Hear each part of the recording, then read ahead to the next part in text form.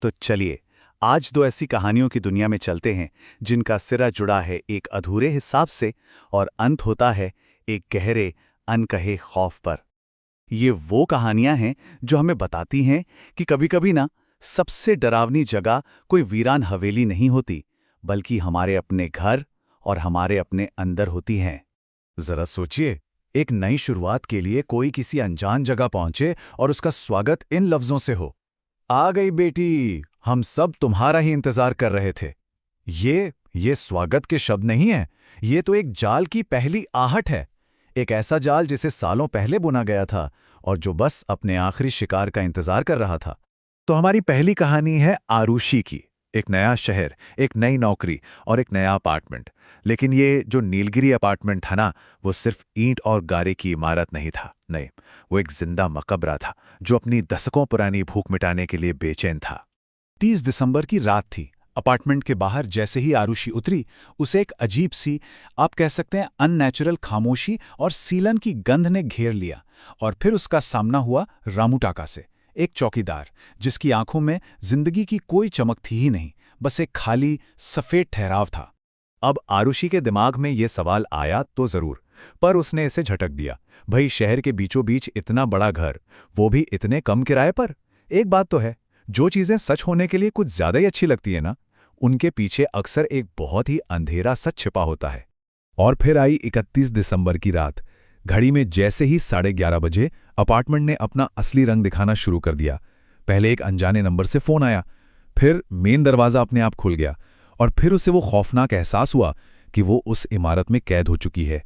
हर दरवाजा, हर सीढ़ी उसे घुमा फिराकर वापस उसी 13वें फ्लोर के घर में ले आती थी।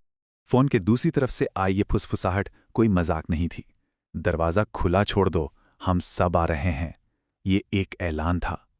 उस रात उस घर में कुछ ऐसे मेहमान आने वाले थे जिनकी मेजबानी आरुषि को करनी ही थी, चाहे वो चाहे या ना चाहे।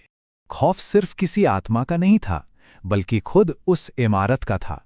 जब आरुषि के सामने दीवारों का प्लास्टर उखड़ने लगा, तो उसे समझ आया कि वो किसी घर में नहीं, बल्कि एक कब्र के अंदर फंस चुकी है। एक ऐसी कब्र जिसकी दीवारों में इंसानी हड्डियां और बाल चुने हुए थे। उसी दहशत और बेबसी के बीच उसे धूल में दबी एक पुरानी डायरी मिली। और पता है वो डायरी किसकी थी? किसी और की नहीं, उसके अपने दादाजी मिस्टर खन्ना की। और इस डायरी में नीलगिरी अपार्टमेंट का वो राज दफन था जो खून से लिखा गया था। डायरी पढ़कर पता चला कि ये इमारत ईंट और सीमेंट पर नहीं, बल्कि एक भयानक सौदे पर खड़ी की गई थी।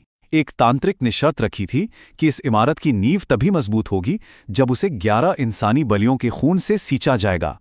तो ये था उस खौफनाक सौदे का हिसाब किताब। 10 बलियां तो बेबस और अनजान मजदूरों की दे दी गईं, लेकिन 11वीं और सबसे जरूरी बलि वो बिल्डर के अपने खून, अपने ही वंश से होनी थी। एक ऐसा वादा जो अधूरा छोड़ दिया गया था। मिस्टर खन्ना ने दौलत के लालच में 10 जानें तो ले लीं, लेकिन जब बात अपने ही परिवार की बलि देने की आई तो वो हिम्मत हार गए। उन्होंने काली शक्तियों से किया वादा तोड़ दिया, और उसी रात उस अधूरी इमारत में उनकी भी एक रहस्यमयी मौत हो गई।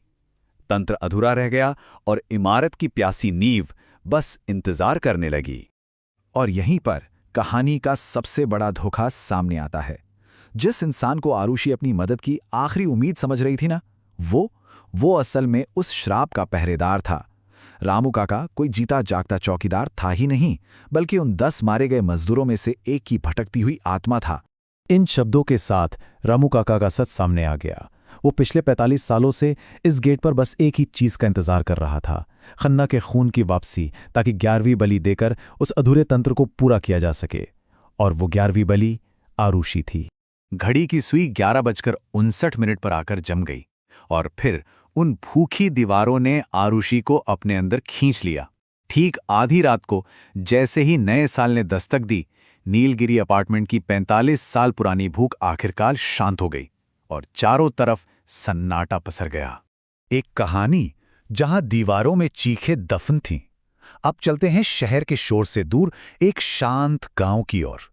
यहां खौफ किसी इमारत में नहीं, बल्कि एक जीते जागते इंसान के अंदर अपना घर बना चुका था। ये कहानी है एक ऐसे मेहमान की जिसे किसी ने बुलाया नहीं था। यादव जी के घर में ना मातम जैसा माहौल था। उनकी नई नवेली बहू सीमा की हालत किसी की समझ में ही नहीं आ रही थी।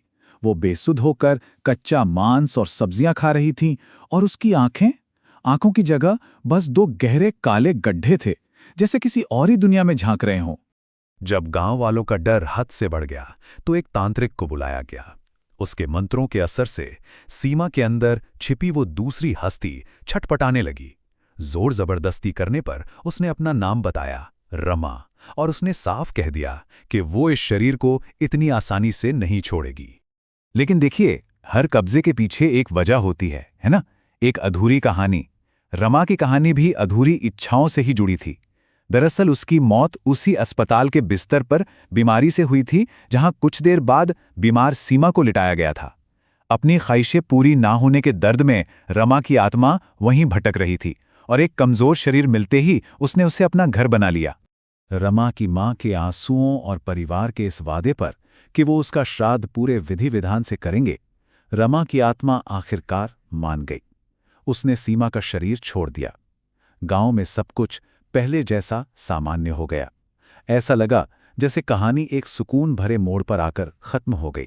तो एक श्राप पूरा हुआ, एक आत्मा को शांति मिली। दोनों कहानियां अपने अंजाम तक तो पहुंची, लेकिन क्या हर हिसाब चुकाया जा सकता है? क्या हर अधूरापन वाकई भर जाता है? या फिर खौफ बस सही मौके का इंतजार करता है एक नए रूप में लौटने के लिए? और यही सवाल है जो इस पूरी दास्तान को एक बहुत बेचैन करने वाले मोड़ पर लाकर छोड़ देता है। कहने को तो गांव में शांति लौट आई थी, सब ठीक हो गया था, लेकिन एक सवाल वो हमेशा के लिए हवा में तैरता रह गया कि क्या रमा की आत्मा सच में मुक्त हो गई थी, या फिर वो आज भी उसी अस्पताल के बिस्तर में कहीं छिपी है, किसी और सीमा का, किसी नए मेहमान का इंतजार करते हुए।